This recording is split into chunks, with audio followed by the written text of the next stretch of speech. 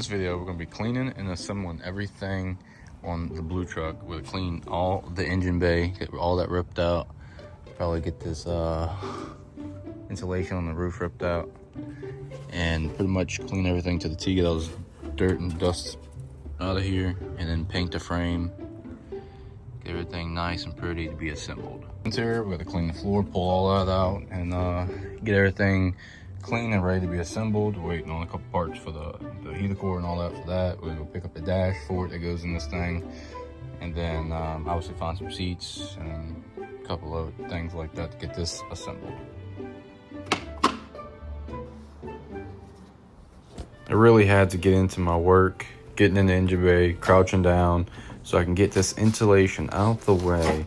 Let me tell you, it is not comfortable. That stuff is itchy as heck, but this is what we had to do to get the insulation out the way, so we can clean the whole engine bay behind insulation on the firewall, get all the grime off that's been sitting there for years. Moving on to the front to pull this grill off, and it was kind of a challenge with the clips kind of stuck, but in the end we finagled the clips a little bit and we were able to get the grill completely out the way. Now it's on to the headlights. We're gonna get these pulled off and out the way as well, so we can really clean behind those also with all the dirt buildup behind it. And we're gonna actually toss those to the trash because we have new ones coming. We're gonna go ahead and blow the entire engine bay from any of the dust there, because we don't really want that dust being wet and moved around the engine bay when we pressure wash it. I'm going ahead and douse the engine bay down with a little chemical I like to use called at least Total Awesome. A lot of people in the US are pretty familiar with it. I feel like it's like a household product, and I use this stuff for all my basic degrees in cleaning. You can use stuff like Purple Power and stuff like that, but I haven't really found anything else like Awesome to really get off any grime and grease with just high pressure water. And you'll begin to see that as we go through pressure washing the front of the truck, all in the engine bay, everything to get all the dirt and grime off. So whenever we're done pressure washing, we can let it dry, and then we can start pulling everything apart and then getting to painting that frame.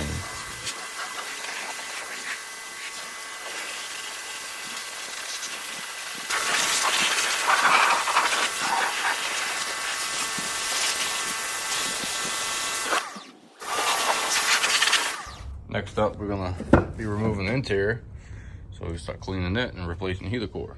Get this HVAC box out. There's a couple 10mm on the front side we have to remove, and that's these few 10mm right here. You gotta watch because they're pretty fragile. You can strip the box out pretty easily and break like that one right there.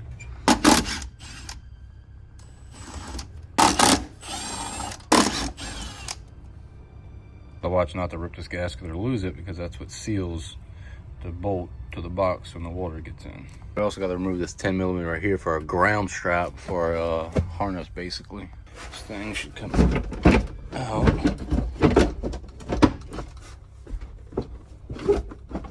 Gotta watch your heater core quick connects. Let's see.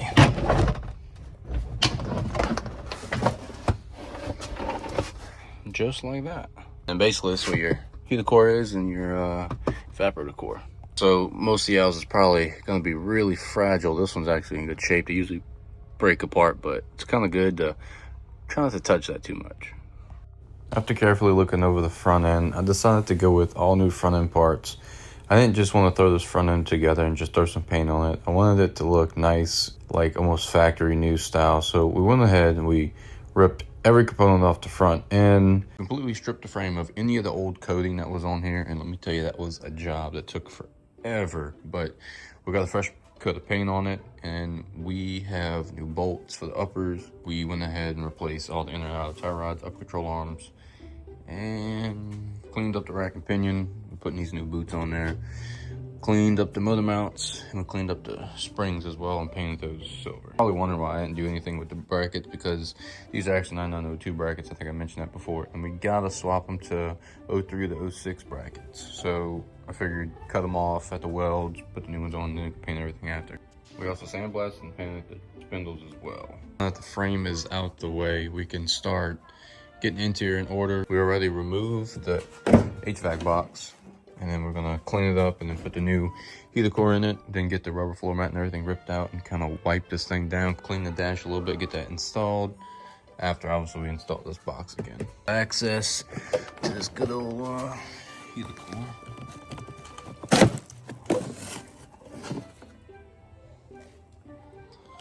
Honestly, it doesn't even look bad.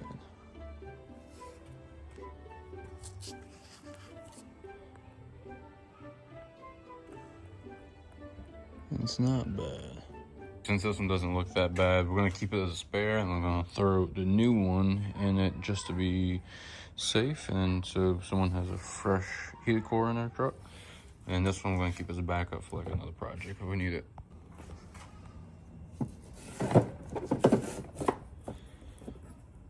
Boom, just like that. This thing back like this.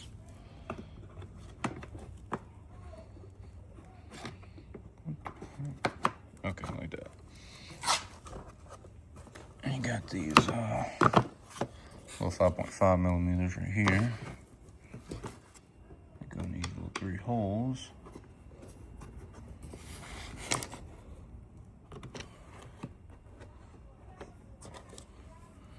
And lock this down.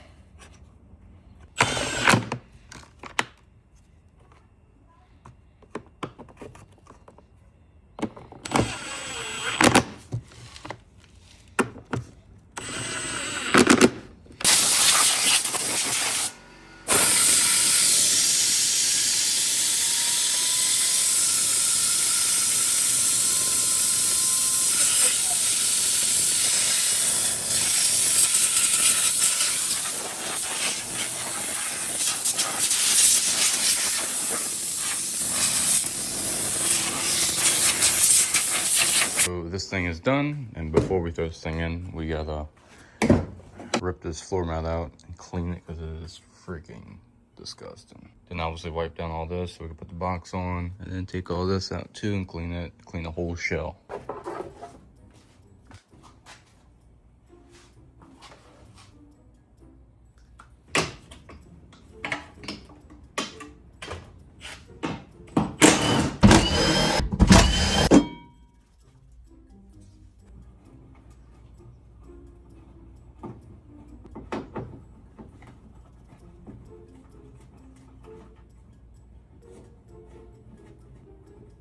Now that we got the screws out, we can try to get this panel off without breaking it.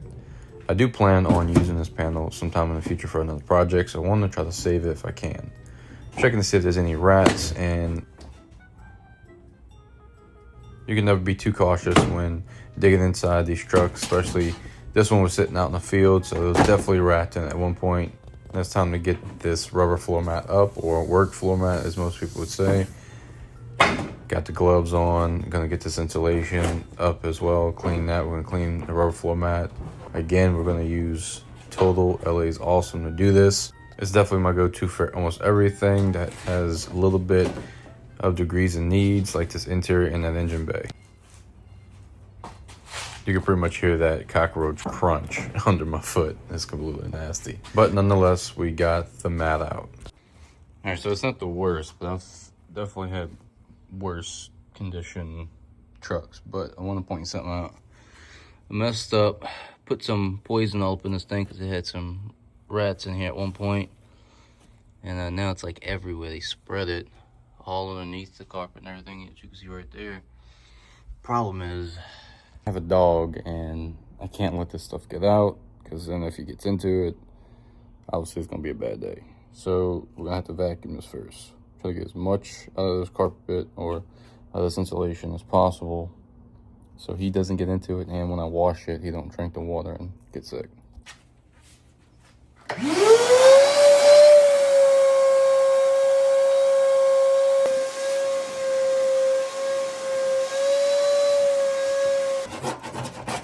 This is the only spot inside the cab that has any kind of rust, and as you can see, it's coming up, just flaking from like the paint.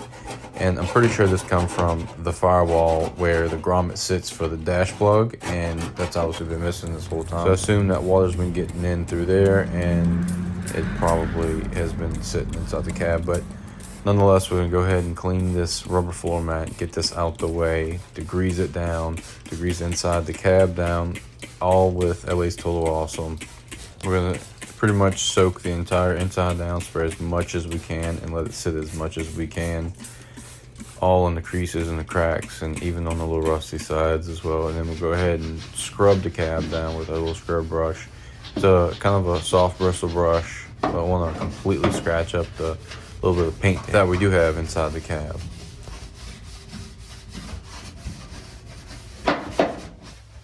Now we're going over everything in the interior and we're scrubbing it because we don't want any of the toxins from these rats or even that poison to be in this truck whenever we're done.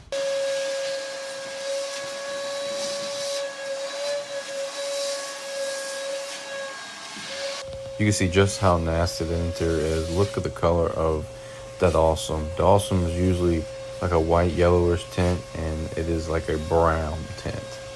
That's completely disgusting. Inside of the cab all cleaned up. Got all the rat poop, pee, all the grime and everything clean, wiped down.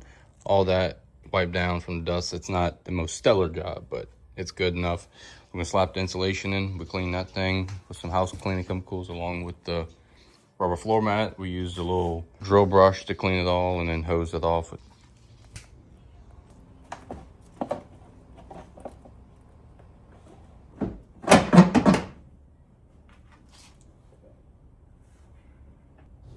Now let me remind you that you do gotta be careful putting these bolts in and tighten them down, because it's just going to a plastic box and they do strip very easy. I've actually stripped multiple of them at one point, but you learn from your lessons. And now I'm gently installing them, and I'm gonna go over them gently with the impact on level 1 so they do not pull any threads or any plastic apart.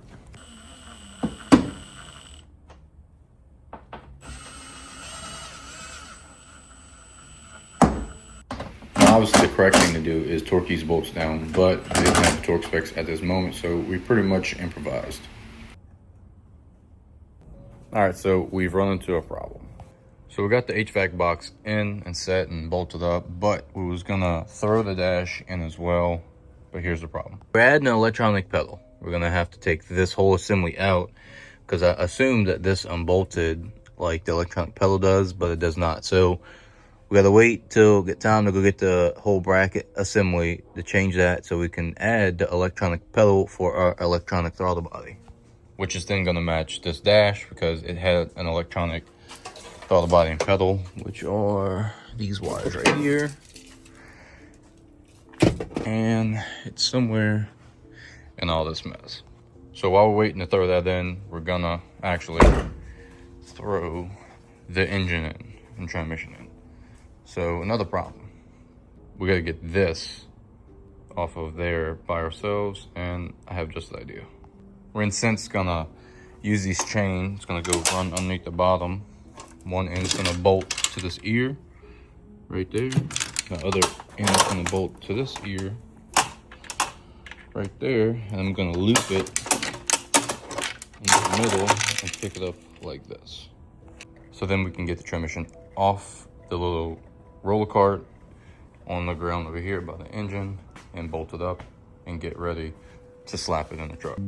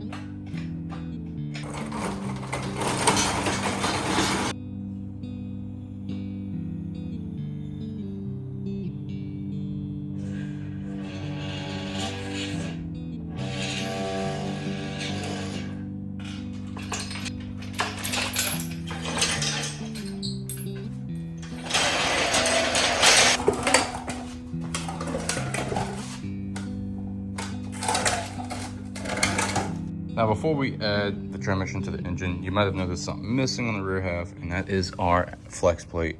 So we're gonna add the flex plate before we can bolt up the transmission so that we can bolt the torque converter to the flex plate. It's a pretty crucial step to have that flex plate on there, so make sure you do not miss it, because you gotta bolt your torque converter to the flex plate, which then spins the torque converter, which then drives fluid to the transmission, which then enables you to apply fluid pressure to the transmission, because this is a fluid pressure based transmission. So we got our flex plate ready and all of our bolts are ready and our impact is ready.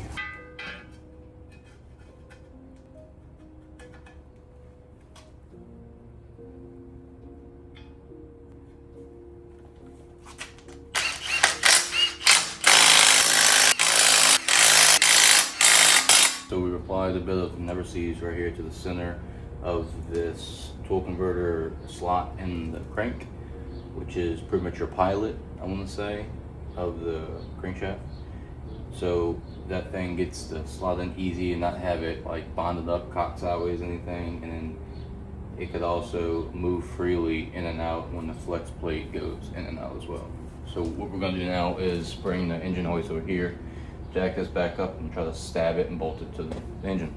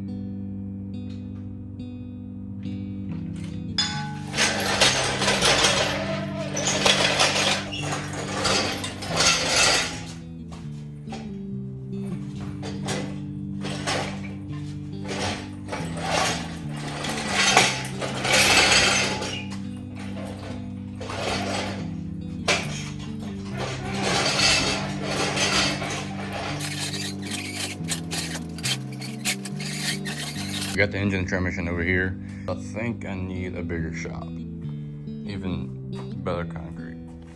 This stuff is so filled with rocks. All these little dips and high and low spots makes it hard for my wheels to roll over. But nonetheless, it is blocking the sun and it does have concrete, so it works.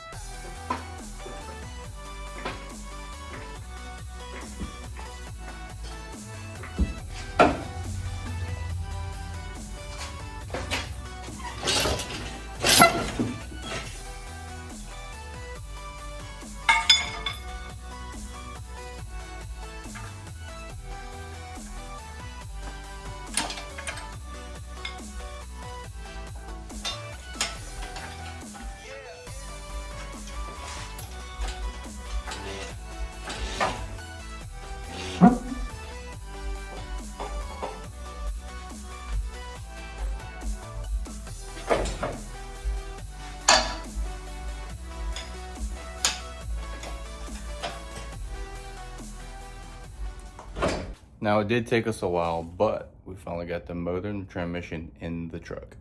Such a long ways away, but so very close at the same time. Still got to paint the radiator support and everything, put that on because it's all nasty looking, like all corroded and paint peeling and stuff. So we're gonna paint that, put that on, and then waiting for the header bolts to come in for the headers.